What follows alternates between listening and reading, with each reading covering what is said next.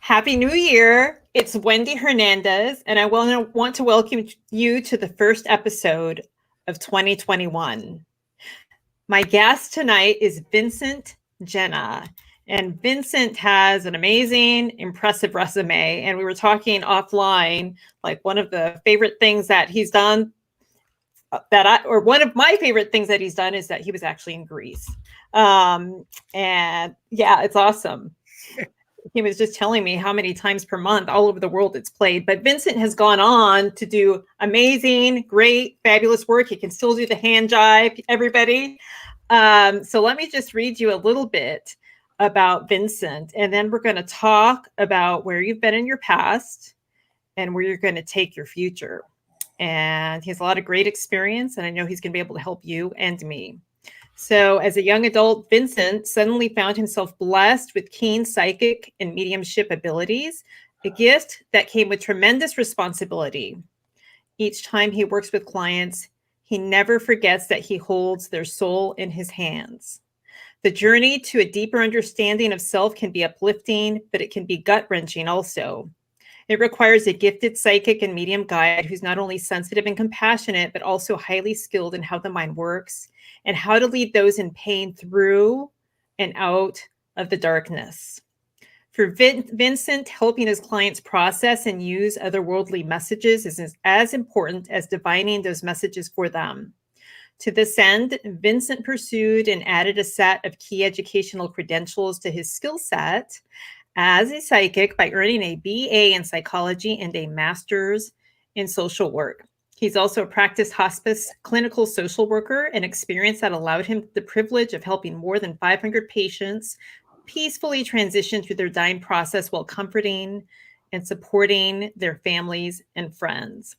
So his resume goes on, and he's done amazing, all kinds of things. He is a sought-after speaker.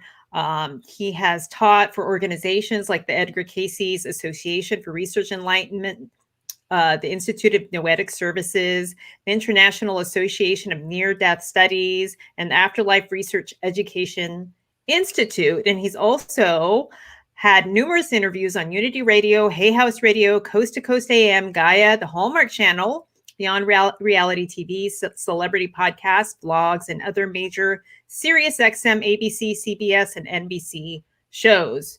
So without further ado, I want to welcome you, Vincent, to the Command the Courtroom show, and thank you for being here. Oh my gosh, Wendy, thank you for inviting me. And every time I hear that introduction, I'm like, who are you talking about? Oh my gosh. And then I realized, oh, it's me. There's nobody else in the room. Please, I just get surprised when I hear it. This doesn't sound like who I am. You know what I mean? I know. Well, it's really impressive. And, you know, I can tell from just talking to you offline, you're so down to earth. And I understand why people seek your help out. And I know that you've helped not just individuals, but like the military and different organizations. So it's awesome.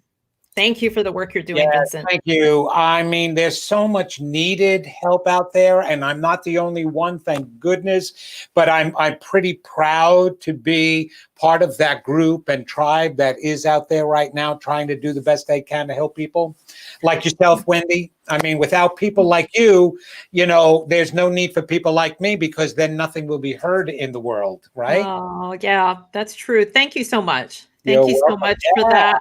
Absolutely. Absolutely. So I want to talk about, this past year has just been a dark year for a lot of people with the pandemic and just a lot of different things going on. And I know that the people who watch Command the Courtroom are usually people who are going through a dark period in their life. Either they're going through a custody battle, or they're going through a divorce, or they're dealing with the aftermath of one of those two things. And I also know in a lot of those cases, the people who follow Command the Courtroom are victims of abuse, of toxic relationships. And, they just feel like they have a lot of darkness in their life. So I don't want this to be too depressing. I think a lot of people are experiencing hardship who are watching this channel. But going into the new year, I want to help people and get your help in helping people move from that darkness into the light. So I'm wondering if you'd be willing to share a little bit of your story and maybe talk to us about how people can shift their mindset and shift their intentions and shift their life. Wow, that's a tall order. I know it's a lot, and we'll go step by step, but let's, I know.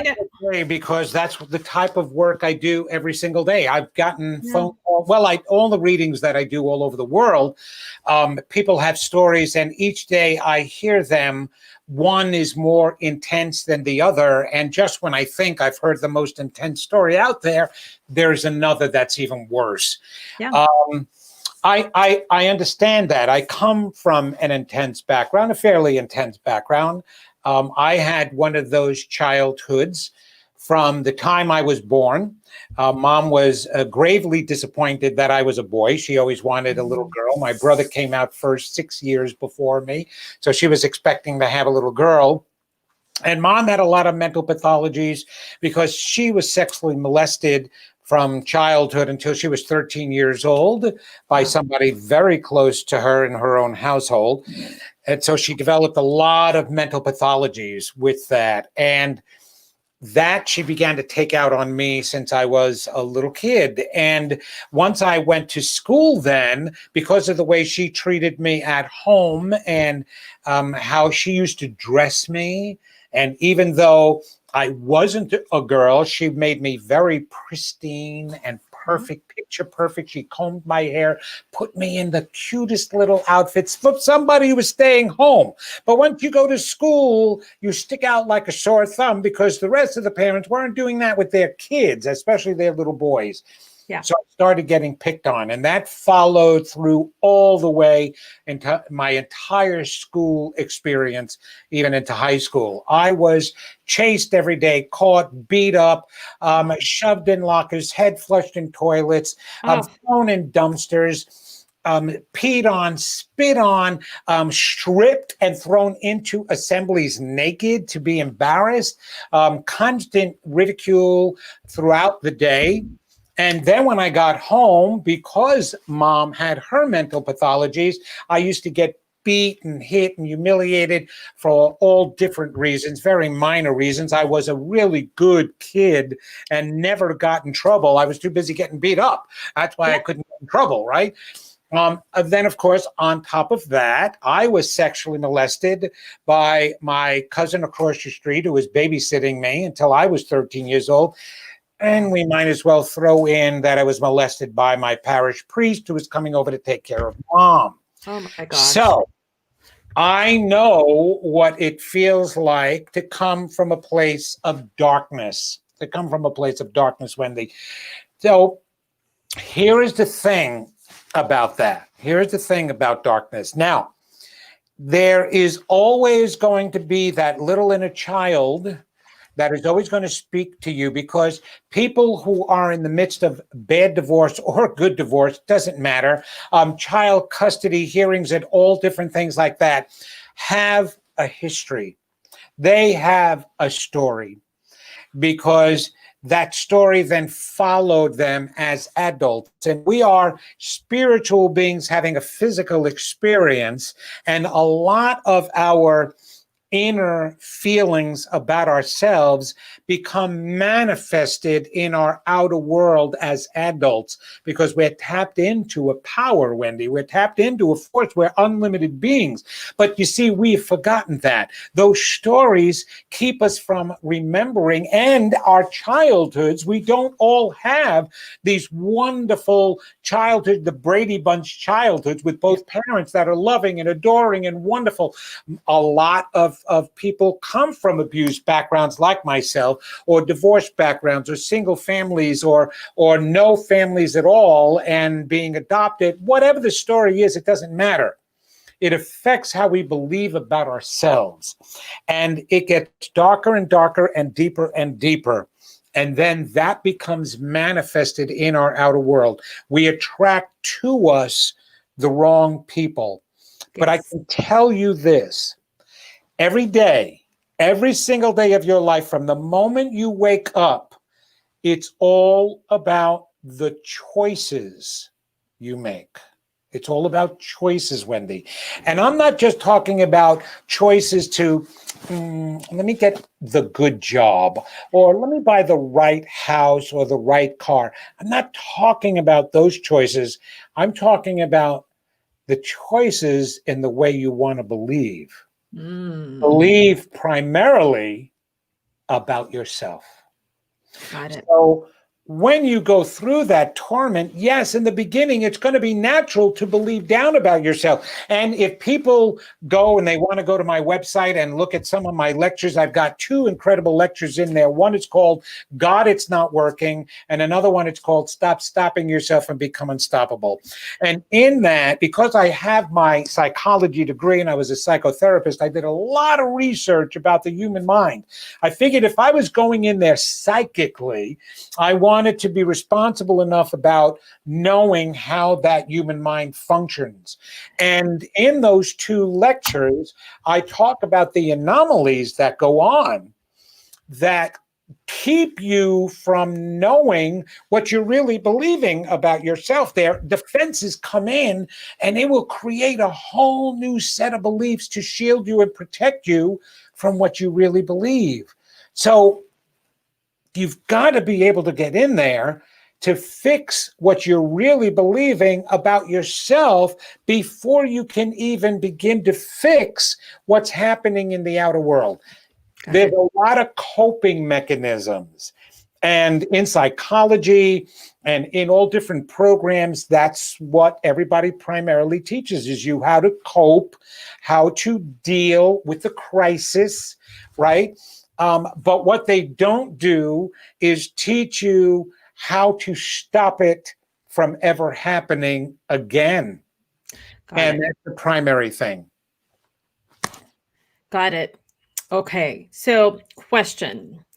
I have a lot of questions, but the first question is that comes to mind, or that I'd like to hear your thoughts on, is when somebody has been subjected to so much darkness in their life, or they're going through, the dark night of the soul, I think there's a lot of confusion happening and a lot of conflicting thoughts. I mean, I think probably most people have been through that. I know I've been through that. And sometimes there's an inability to tell what is real, what is true. Somebody believes X about themselves, but how do they know that that's not the truth? Do you see what I'm saying? Oh, I totally see what you're saying. I'm going to ask you a question now, because I can answer it, but I would like to see where you come from. Those dark thoughts, or any of the thoughts that you're trying to figure out whether they're true or not, what could some of them be? I'm what not have you worthy. Your clients? I'm not worthy. Right. I'm not deserving. Nobody will want me. I'm the one who's to blame for all of this. That's right. I'm ashamed. I'm embarrassed. My family is ashamed of me and they're embarrassed of me. Nobody will ever want me again. I won't be able to survive financially. You have got incredible ones. And I am going to tell you the secret of any one of those negative self-thoughts that you come up with. They're all lies. And when you hear them, those are the things you know not to believe about yourself. That's exactly what my work is all about. Those are way down deep, and they've been suppressed down deep. And the majority of them were created for us when we were younger as children, and we were receiving negative messages from the environment, from the way we were treated, attended to, or not attended to, whatever the case may be. We absorbed all of that because children are egocentric. They just take everything in. We're sponges, taking everything in. Yes. Okay. As you get older, you're not creating new terrible beliefs about yourself. You're compounding the old lies about you. And see, here is the thing. how can a child not be worthy? How can Mhm. a child not be good? How can a child not be lovable? But those are the messages that we receive. See, the truth of it is, Wendy, we are all magnificent beings because we were created by a higher force. I don't care what your religious beliefs are, but you've got to know you're better than a rabbit out there or a cockroach. Come on. It doesn't take a lot of common sense to know you're better than that. But we're even more than that because we are spiritual beings. We're made of body, mind, and spirit. Okay? Everything has energy, but we're the only beings with souls because the soul was created first. That's what we really are. So here's the bottom line now with that. Okay. That's all hidden because of the way that we're treated. And all of the, I call them the I'm nots, what you just listed. I'm not worthy enough. I'm not good enough. I'm not smart enough. Those are all the negative messages that we heard from the environment. But that's everyone else's issues, not ours. Yeah. I always heard a great saying is, your opinion of me is none of my business. Yes. So your opinion of me is completely tainted by your issues, even family.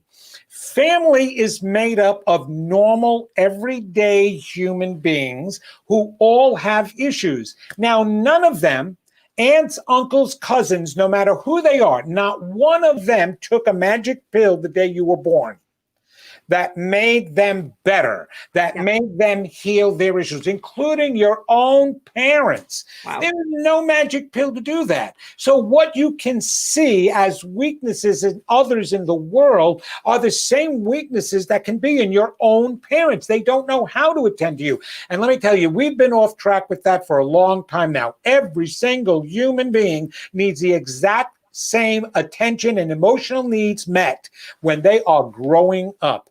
And the majority of us have not had our emotional needs. And the proof of it is, look at what's happening around us. Look at the people that you have to work with. Let's go beyond that right now. Let's look at the scope of what's been happening just here in our own country. Holy moly, over the past couple of years, over the past couple of days. Yes. Everybody that you see acting like that, lashing out, anger, hateful, hurtful, it's because of those self-feelings of self.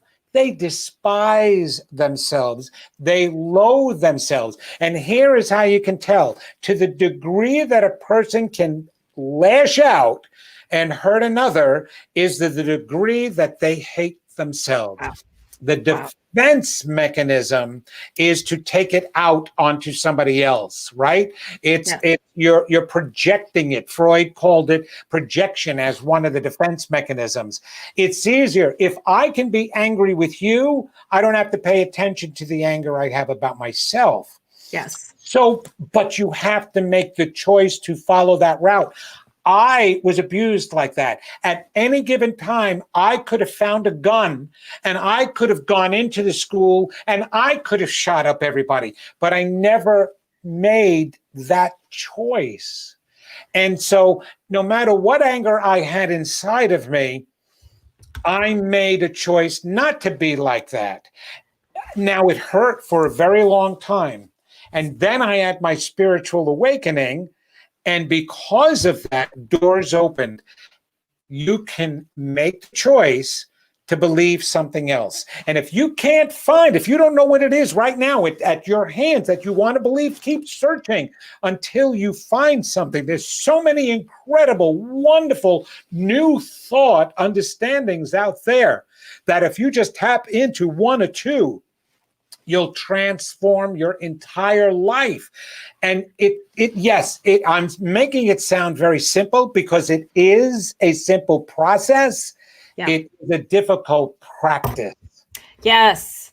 Yes. Yeah. So that's what I wonder about. And that's what I have challenges with on a personal level. I can't speak to anybody else, but I know if I have a thought about myself that I am X, Y, or Z, or not this or not that, I feel myself, I keep going back to that. Even if I'm setting an intention to, no, I'm not. And today I'm going to act like this person that I know that I am. And then 2 weeks later, I'm totally into the person I thought I wasn't.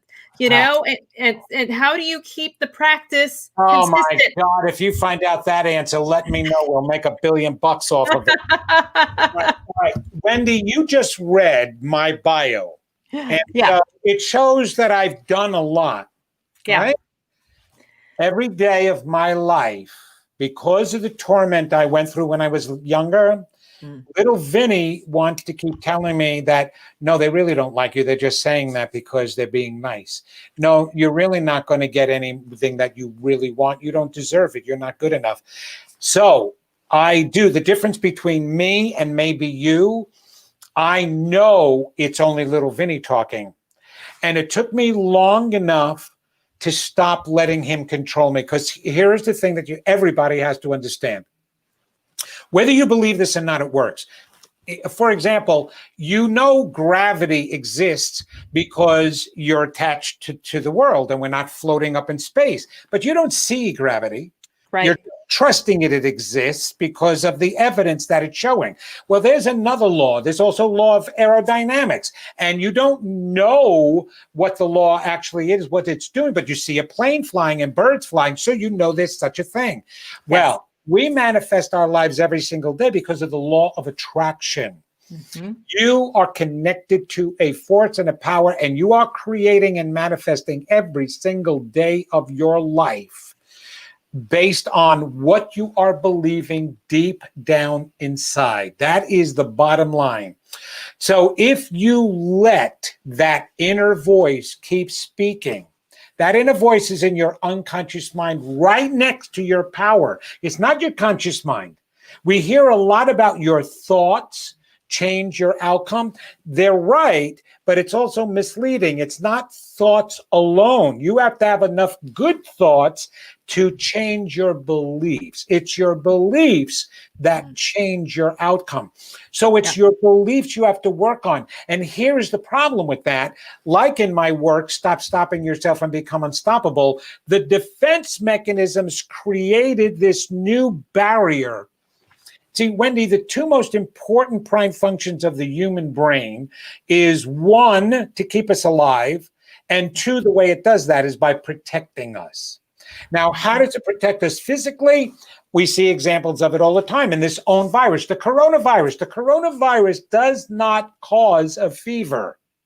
Your brain causes the fever because it's raising your temperature purposely to make your body an unlivable environment for the virus itself. So that's how it protects you physically. Another way is if you lack oxygen, it is your brain that will make you pass out so that you can lay flat. When you're laying flat, you breathe in more. All right. It doesn't pay attention to the results or the outcome. Like, for example, when you're passing out and on the way down, you hit the coffee table. It's not paying attention to that. It just knows it's got to lay you flat. Or if it's raising your body temperature, you can actually be more uncomfortable from a fever or even die if it gets too high, but it's not paying attention to that. It wants to get rid of the virus. So what does it do then psychologically when you have psychological pain of believing I'm not good enough, I'm not smart enough, I'm not deserving enough?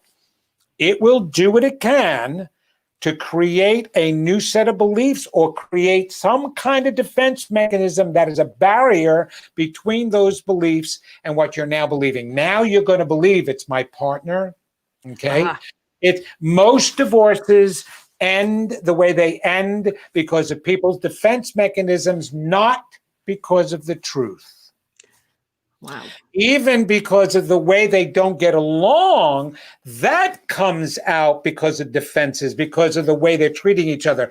All because buttons from the past have been pushed and a person's been made to not feel good about themselves. And now I'm going to blame you and I'm going to retaliate and I'm going to get back at you. And now we've got all of this abuse and fighting going back and forth. Okay? Yes.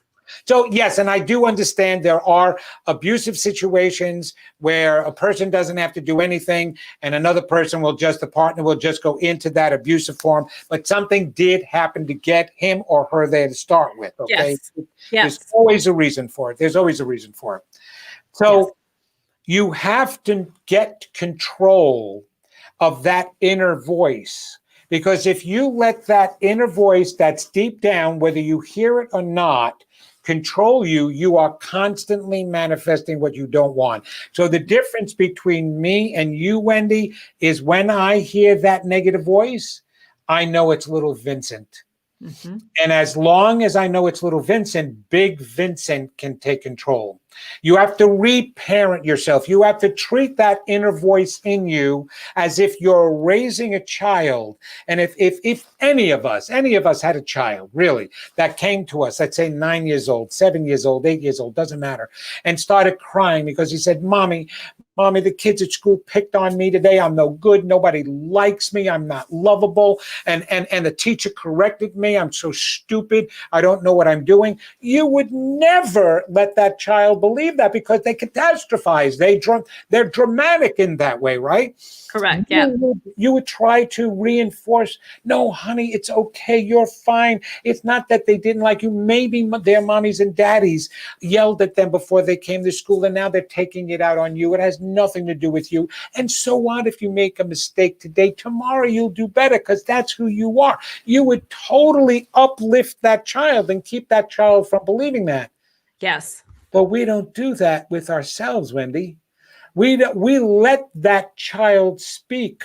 And we let that child, that 7, that 8, that 9, that 10, I don't care how old, control our entire lives. As a matter of fact, the truth is, for thousands of years now, for a long time, we begin our childhood because we've been so off track and we've forgotten who we are, and then we become parents. We begin our childhood creating these maladaptive beliefs about ourselves and then spend our entire adulthood trying to create new beliefs to protect us from those old ones. So there's where we're spending most of our time, is suppressing and pushing away that. We got to bring those beliefs to the surface and handle them and deal with them at a moment's notice. And yes, every injury causes a scar.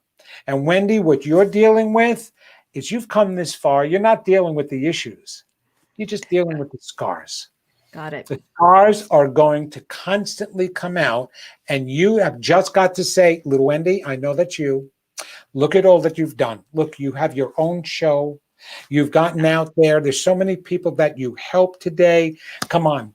That's not who you are. Just try to remember that. You're beautiful, you're wonderful, you're magnificent, you're unlimited, and you have gotten me to where I am today. I love you so much. Oh my gosh, that's wonderful. Now, do you have to do that almost every day of your life? Absolutely. Maybe the next lifetime we won't have to. Maybe we created it so that we have this dangling carrot to try to motivate us all the time. Because God knows we hate feeling good about ourselves because we're told that's too egotistical.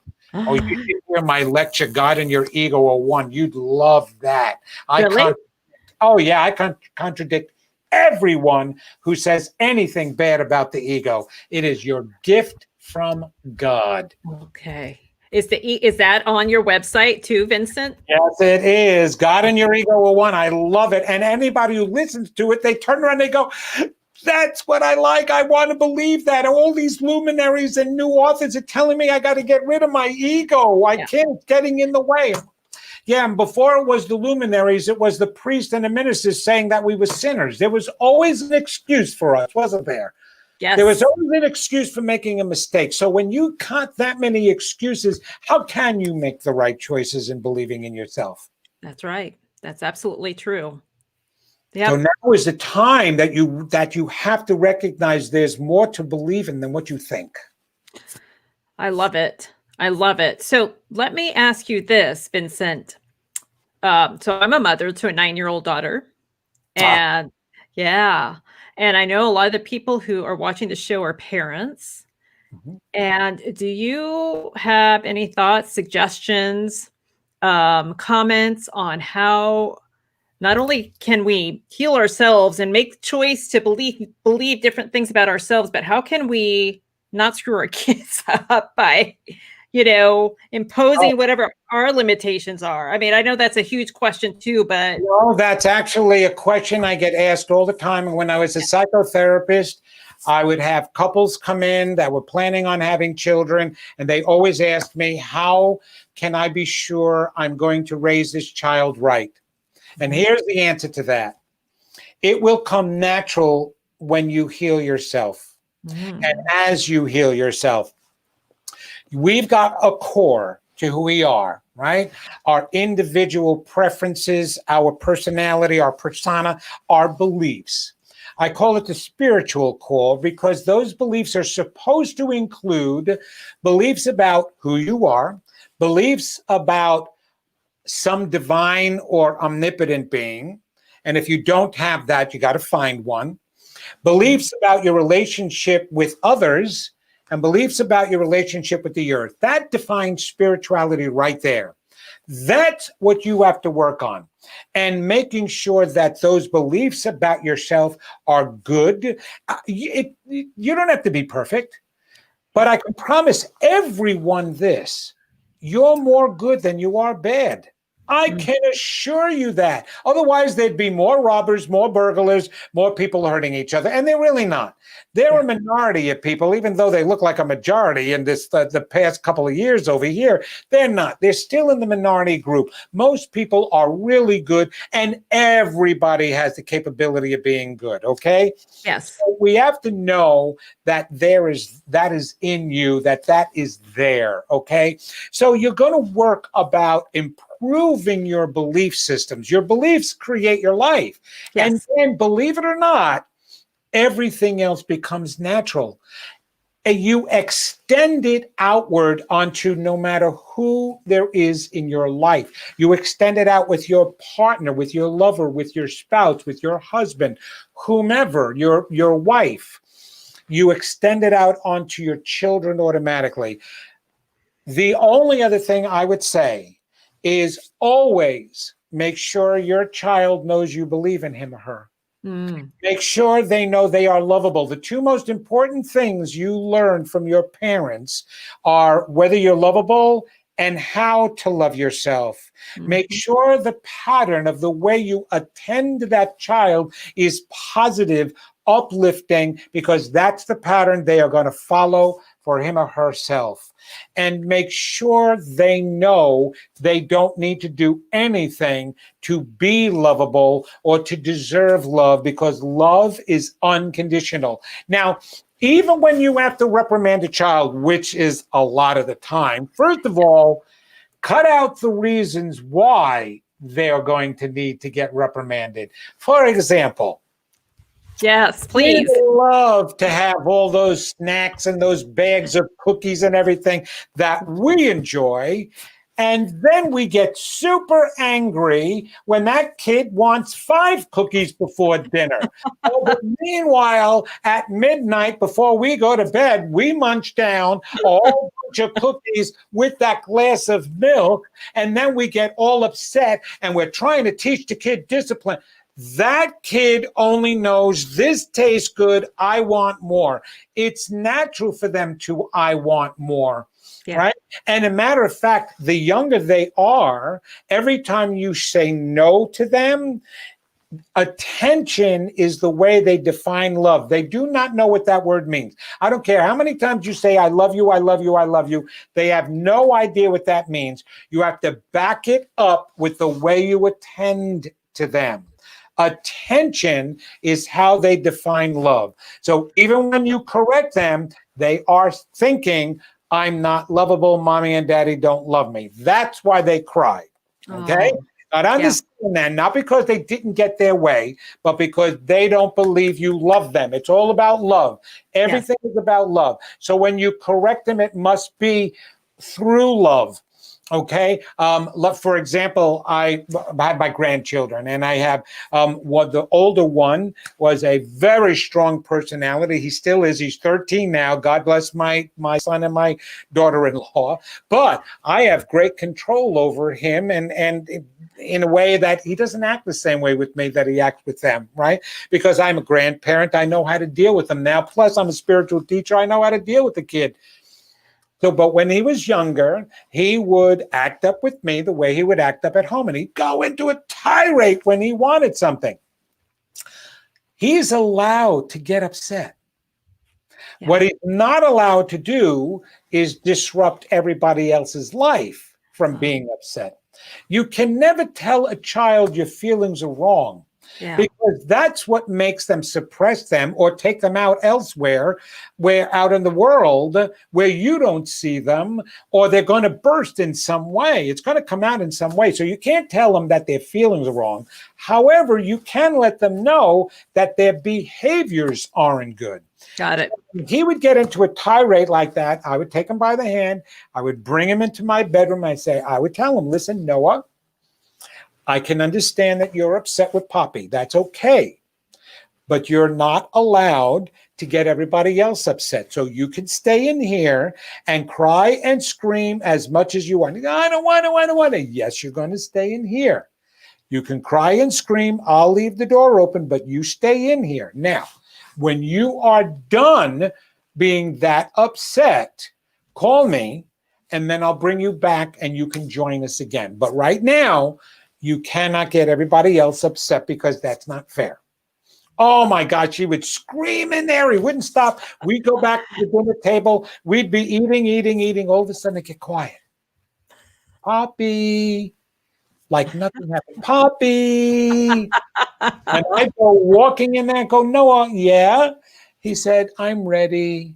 I said, well, come on. I can't wait for you to have dinner with us. Come on. Let's go. I missed you so much. Let's go. And he'd come back in and he'd be acting good. He'd never act up again like that. And the point is that I let him know that the behavioral choices he was making were not good, not that he was not good. You can never make a child feel bad about him or herself because that's what hurt us. Yes. We were made to feel bad, that we were bad kids. Bad. I can't believe you did that. You're so bad. Go to your room, or be beat. My mother used to make me drop my pants in public to beat me on my butt if I did the slightest little thing wrong. And it would, like I said, it was hardly anything. And so that's what you don't want to do, even when you have to correct them. And listen to me. You take your kid shopping. If that kid doesn't get friggin' bored, it's not normal. Okay? You stick the kid in the shopping cart with a 1,000,001 items on the and you get mad at him or her because he wants to grab the cookie box, he wants to run up and down the aisle, kicking and screaming, he's embarrassing you. Well, you know what, honey or sir? Take the kid and go home. We cause more of their reasons for needing to be corrected than they do, and it's just not fair. Be smart, be wise, and then your children won't be hurt. You chose to have children right now. Yeah. It means your life, your desires must change for the welfare of that child. But I can tell you this. If you're on the right path and you're believing right about yourself, the choices you make for your child will come naturally. Because I can assure you, if you have to worry about mistreating your child with the cookies and the snacks and all the others and the pleasures that it wants, you're mistreating yourself as well. Wow. That's deep. That's such good awareness. I hope Dr. Spock agrees with that. I'm in medium. I haven't heard him arguing right now. Okay. Nothing. That is amazing. That's brilliant. Brilliant advice. I love it so much. So make a choice to change our beliefs, change our behaviors, and our lives are going to change. Absolutely. Change those beliefs. It's all about beliefs, because what else would it be? We've come to this earth to experience ourselves. And the only way, once you start experiencing yourself, you come to a determination about yourself. So that's a belief. Now, if you're experiencing yourself in a negative way, you're going to come up with negative beliefs. And if you experience yourself in positive ways, you're going to come up with positive beliefs. But here's the thing. If your beliefs create you don't want to come up with negative self-belief. So you got to do everything you can to change the negative beliefs, because you take those beliefs, plug them in the wall. I want people to know they may not be aware of the law of attraction. So that would be the first thing I would tell them to go read. Go pick up a book. There's plenty out there about the law of attraction. On my website, I have a resource tab, and I list a whole bunch of books that I recommend, and even movies and stuff like that. You've got to understand that power. Perfect. Because whoever you are plugging it into the wall, and you are now sending energy into you, out into the universe, and that's exactly what you're going to create for yourself. I got it. I've got it. Well, I know that's like, talk about tall orders, but you know what? I'm going to change my life. Orders. It is, but you know what, Wendy? It's the most exhilarating thing to transform our lives. It would, you know, if you read Oprah Winfrey's book, chapter 1 does not start out with, I am a billionaire Black woman who is so successful and happy in my life. It doesn't start out that way, because there'd be no place to go. Right. It starts out with what she went through in her childhood, and what she was deprived of, and how abused she was and neglected she was. And then it goes to who she is today. Those are the stories we love, because that's what we want with our own lives. And every single one of us can go in the same direction. So what you're going through right now is only chapter 1, or the introduction. It's up to you now to write the rest of the novel the way you want it to really be. Yes, I love it. Thank you. That's wonderful. It's beautiful. It's a perfect note to end on, although I could talk to you all night, probably. You just got the abridged version. You should hear me when I'm on a roll. Well, you know what I was thinking, Vincent, like I didn't read it on your resume or your bio, but did you ever do stand-up comedy? Because if not, I think you could have. Oh, no. Here's the funny thing. In situations like this, I can come up with it. If I have to stand there and come joke after joke after joke, oh, forget it. I could never do stand-up comedy, but I do comedy in my events and on my interviews and everything. Yeah, you're very funny. You're very, very funny. I love your shirt, and I love your hair too. I mean, aside from thanks. Oh, it's still there? Oh, good. Oh my gosh, it's falling out like you can't believe. No. Oh, it's beautiful. And, you know what? Let me tell you why. I don't mean to interrupt you, but here's the thing. There is so much work that we have to do that's deep and that's dark. I have to make people laugh. I have to make them smile if I expect to go there. You know, Mary Poppins always said a teaspoon of sugar makes the medicine go down. Yes. Well, with the work that you and I need to do, we need a gallon of honey.